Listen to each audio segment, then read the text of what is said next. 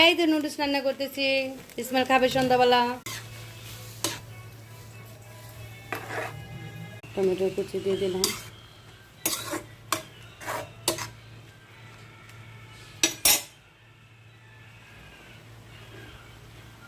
সামান্য তেল দিয়ে দিলাম, ডিম দিয়ে দিলাম।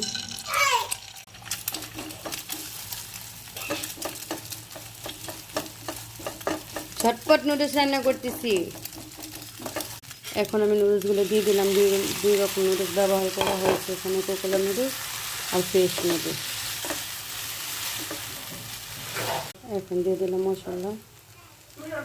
এখানে পেঁয়াজও ব্যবহার করিনি, কাঁচা মরিচও ব্যবহার করিনি।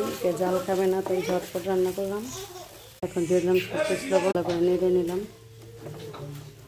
হয়ে গেল ঝটপট নুডলস রান্না।